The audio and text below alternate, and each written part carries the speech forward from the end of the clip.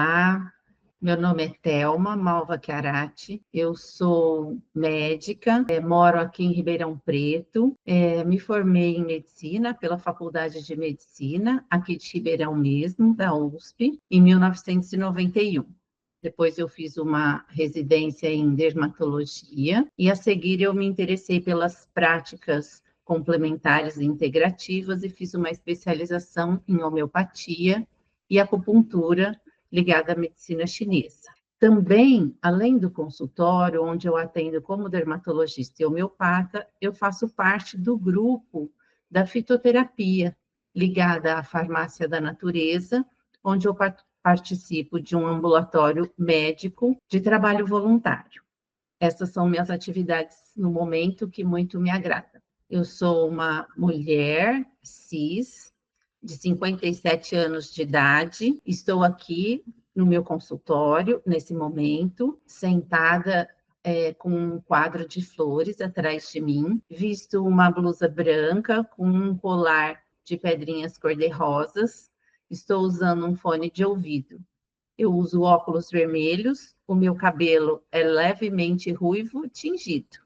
Vamos falar hoje sobre um caso clínico do sistema tegumentar sobre psoríase. Como informamos sempre, seguimos um roteiro onde fazemos aqui a anamnese da paciente, falamos sobre seus antecedentes e os medicamentos em uso, falamos sobre seu exame físico, exames complementares, quando eles são necessários, o diagnóstico e o diagnóstico diferencial, discutimos em seguida os sinais de alerta, a lista de problemas, os planos de cuidado e então terminamos com a sugestão dos nossos fitoterápicos, mostrando para vocês a prescrição e a evolução do caso clínico. Essa é uma paciente feminina, AFS, de 42 anos, que chegou ao consultório com a seguinte queixa.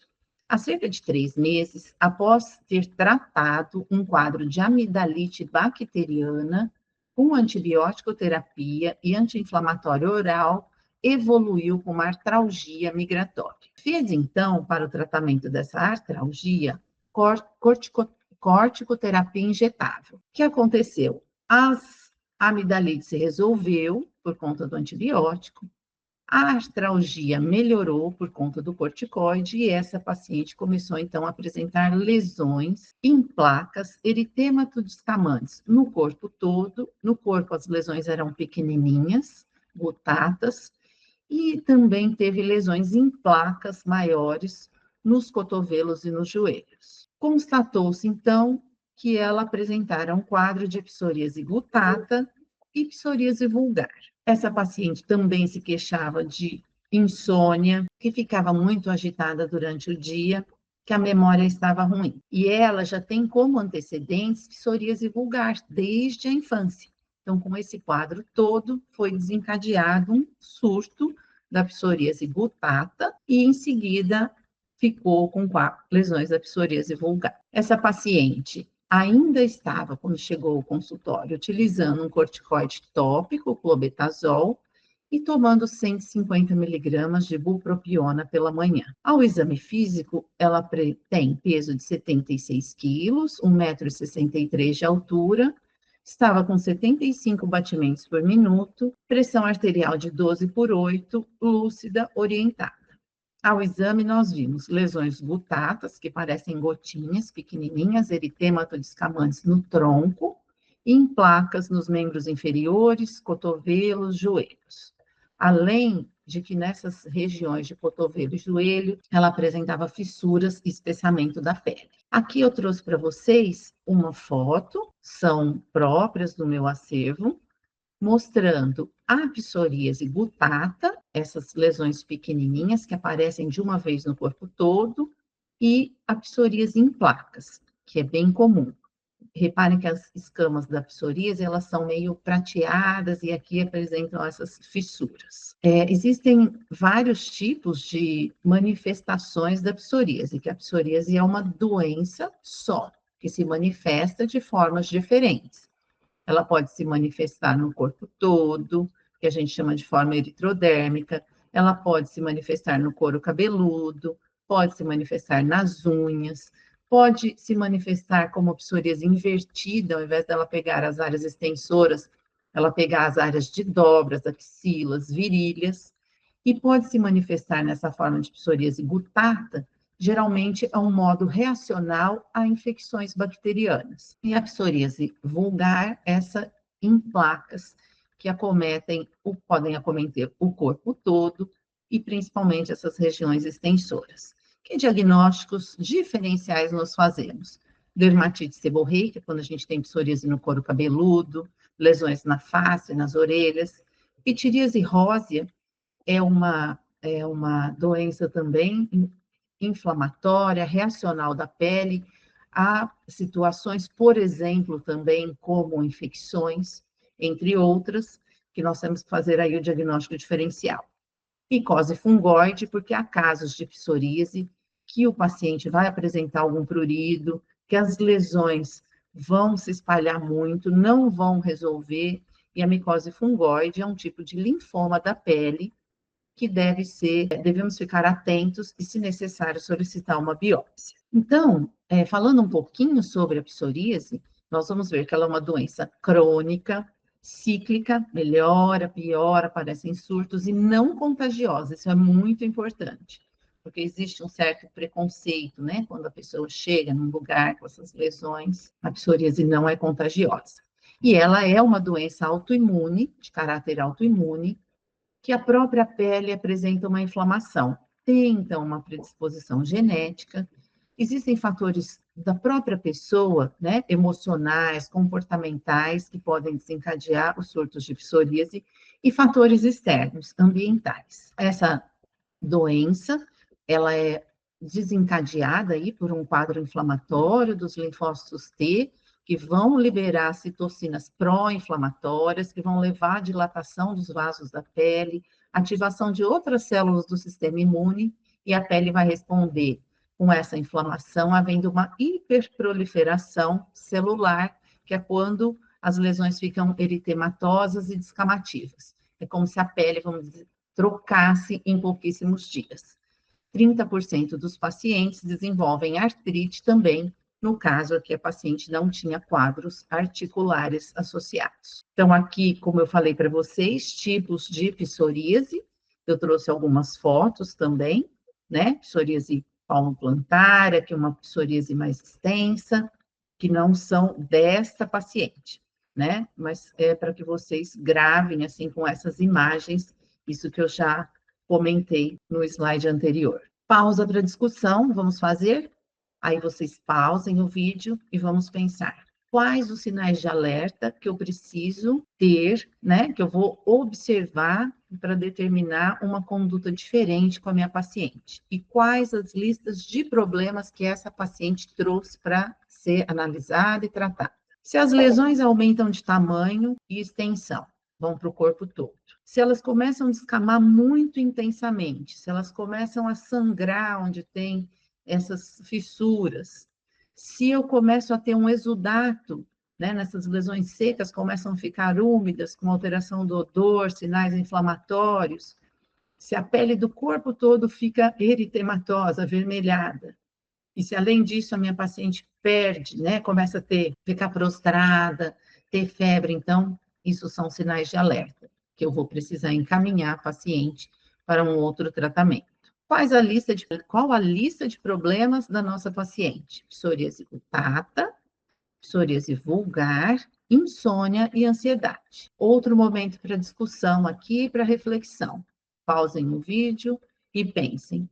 Qual o plano de cuidados que vocês teriam com essa paciente? E qual a intervenção fitoterápica que vocês fariam? Metas terapêuticas. Aqui, ela veio utilizando ainda o corticoide tópico, e nós sabemos que a longo prazo esse corticoide também é absorvido e pode trazer efeitos colaterais, além do efeito rebote para a própria psoríase. Então, diminuir o corticoide, o uso do corticoide tópico, melhorar a qualidade do sono, pois certamente, melhorando a qualidade do sono, essa paciente vai ter uma qualidade de vida melhor e o seu quadro vai se resolver mais facilmente.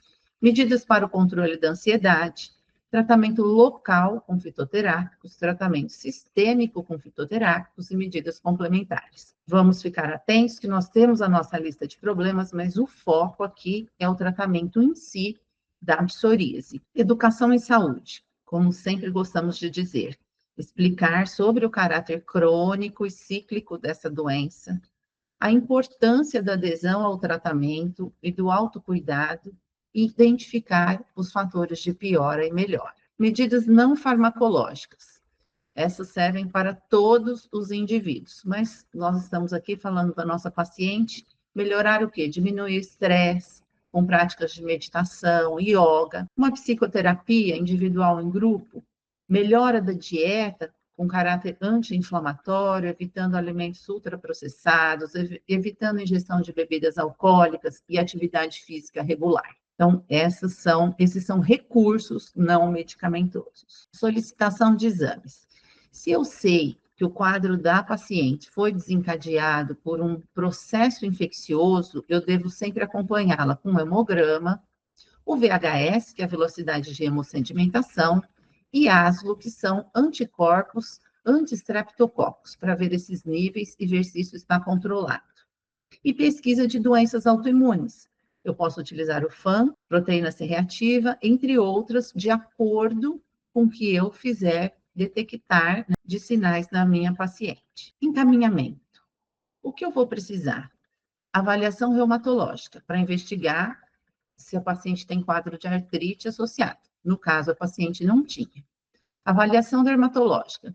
Biópsia, se necessário, para confirmação diagnóstica. Essa paciente já tem histórico de psoríase, teve o quadro infeccioso, desencadeou as lesões. Então, nós já sabemos o diagnóstico, mas se nós atendemos uma paciente que nós não temos o diagnóstico, seria interessante confirmar esse diagnóstico, talvez através de uma biópsia, uma avaliação dermatológica. Monitorizar essa paciente de que forma? Marcar retornos curtos inicialmente, para ver se ela está respondendo bem ao tratamento, como está a parte emocional, como ela está conseguindo ficar com essas lesões na vida dela no dia a dia. Dando início, então, ao nosso tratamento, a escolha dos fitoterápicos para o tratamento da nossa paciente com psoríase, nós escolhemos aloe vera, calêndula officinalis, centelha asiática e matricária camomila para uso tópico. Aloe vera, lembrando que é a babosa, e nós utilizamos um gel, a parte da planta que nós utilizamos para o medicamento é o gel mucilaginoso do parênquima da folha fresca. Na calêndula, nós utilizamos as flores, a centelha asiática, nós utilizamos as partes aéreas e a matricária camomila, sumidade florida ou inflorescências. Aqui, para que vocês se familiarizem e fixem, né, a imagem dessas plantas na natureza, como elas se apresentam, mostrando que a calêndula tem uma atividade anti-inflamatória, antisséptica e cicatrizante. A aloe vera tem também uma característica cicatrizante, anti-inflamatória, antimicrobiana. A centelha asiática, anti-inflamatória, anti-edematose, cicatrizante. E a matricária camomila, antialérgica, anti-inflamatória, cicatrizante, antisséptica. Aí vocês me perguntam, por que tantos medicamentos com características semelhantes? Porque existe um efeito sinérgico entre essas plantas numa fórmula, neste caso, que vão beneficiar a paciente e vão fazer com que seu tratamento seja mais eficaz. Fitoterápicos selecionados para o tratamento sistêmico complementar da paciente com psoríase, que nós utilizamos neste caso. Existem inúmeros fitoterápicos. Para essa paciente, nós escolhemos a cúrcuma longa. A cúrcuma longa, nós utilizamos o rizoma, droga vegetal feita a partir do rizoma. A centelha asiática, nós utilizamos as partes aéreas. E a matricária camomila, a sumidade florida seca ou as inflorescências, ou seja, inflorescências. Características, lembrando aqui para vocês, as características da centelha asiática e da cúrcuma longa. Então, a centelha asiática ela é uma planta extremamente anti-inflamatória, antioxidante, diminui o edema, melhora a microcirculação. Além disso, ela é gastroprotetora, ela tem um efeito aí cardioprotetor, antihipertensivo, ela tem um efeito sistêmico de equilíbrio e harmonia muito grande. A cúrcuma longa também tem inúmeros efeitos farmacológicos, antialérgica, anti-inflamatória, antioxidante, ela é cicatrizante no uso tópico, né? Ela é cardioprotetora, hepatoprotetora, neuroprotetora e nefroprotetora. E a matricária camomila, aqui nós temos um efeito ansiolítico, antialérgico, anti-inflamatório e ela ainda é uma planta antidistética. Que jeito que nós fizemos a prescrição dessa paciente? Assim, inicialmente nós começamos com a cúrcuma longa, droga vegetal do rizoma, cápsulas de 300 miligramas, formulamos 120 cápsulas para que ela ingerisse uma cápsula pela manhã e uma cápsula no jantar por 30 dias no primeiro mês. A partir do segundo mês, nós diminuímos para uma cápsula após o almoço e associamos para ter um efeito sinérgico e complementar à centelha asiática. Então, ela passou a tomar uma cápsula pela manhã da centelha asiática e uma cápsula no jantar. Isso nos 2 meses seguintes. Além dessas duas plantas, desses dois fitoterápicos, nós ainda escolhemos a matricária camomila e orientamos essa paciente a fazer a infusão das inflorescências, ou seja, a água até a fervura, aquece a água até a fervura, desliga essa água e aí você vai acrescentar meio grama ou uma colher caseira de sopa rasa dessas florzinhas para 150 ml de água fervente. Deixa lá em infusão por 5 minutos, depois você coa e aí vai tomar 150 ml, vai fazer isso 3 vezes ao dia por 30 dias. Aqui, a ideia para essa paciente é, além do efeito anti-inflamatório, antioxidante propriamente da psoríase, auxiliá-la na ansiedade, na agitação, melhorando a qualidade do sono. Para o uso tópico, nós fizemos uma formulação contendo aloe vera, calêndula officinalis e centelha asiática, na mesma fórmula. Todas no extrato glicólico, aqui eu deixei marcado para vocês a RD de cada uma, 10% de aloe vera, 5% de calêndula, 5% de centelha asiática num creme para que ela aplicasse nas lesões 3 vezes ao dia. Essa fórmula poderia ser utilizada numa área corporal grande? Sim, poderia ser utilizada, não há problemas. Qual outra planta que nós utilizamos? Nós pedimos que ela fizesse também a infusão, assim como ela tomou, né, o chá, a infusão da matricária camomila, nós pedimos que ela fizesse essa infusão, deixasse esfriar e borrifasse as suas lesões 3 vezes ao dia. Foi assim que essa paciente fez o tratamento aqui fitoterápico para o seu quadro de psoríase. Efeitos colaterais e interações. Cuidado, que a centelha asiática pode potencializar os hipoglicemiantes orais e hipolipemiantes, pode causar fotossensibilização cutânea, não devemos usar em gestantes e lactantes. A cúrcuma longa potencializa o efeito dos anticoagulantes orais, quando utilizada por via oral. Vamos monitorar os níveis de corticoide quando usar a centelha asiática, porque a gente sabe que com a centelha, no início, para quem tem hipercolesterolemia familiar, pode haver um leve aumento inicial. Aloe vera, temos que tomar cuidado com as preparações, porque se não for muito bem feito o medicamento, pode estar contaminado com antraquinona, que é uma substância também presente nessa planta, que tem efeito tóxico. A calêndula, em alguns casos, pode trazer fotossensibilidade e não devemos utilizar oralmente, por via oral, em gestantes e lactantes. Matricária camomila. No uso oral, ela pode potencializar os efeitos dos anticoagulantes. O efeito paradoxal em algumas pessoas sensíveis, que ao invés de acalmar, ela pode agitar e levar à insônia. E ela pode também dar fotossensibilidade ou dermatite de contato em pessoas sensíveis. Esses efeitos colaterais são frequentes? Não, não são frequentes, são raros, são plantas bem seguras, com um uso ao longo do tempo e que nós podemos, então, utilizá-las tranquilamente, mas nós devemos ficar atentos aos sintomas que os nossos pacientes possam apresentar. Evolução do caso dessa paciente. Após o primeiro mês de tratamento, a paciente começou a apresentar regressão das lesões. nós fomos retirando o corticoide tópico e, com o tempo, ela foi ficando somente com os medicamentos fitoterápicos, tanto de uso tópico quanto oral. Nós diminuímos a dose da cúrcuma para uma cápsula ao dia na hora do almoço a partir do primeiro mês, né? No primeiro mês, 2 vezes ao dia, no segundo e terceiro meses, 1 vez ao dia cúrcuma, 2 vezes ao dia centelha asiática. Considerando aqui que nós utilizamos a centelha tanto para o tratamento da psoríase, e nós sabemos hoje em dia que há muitos trabalhos falando do uso da centelha asiática para o tratamento da ansiedade, da agitação. Então, é uma planta que pode ter efeito benéfico nesses 2 sentidos.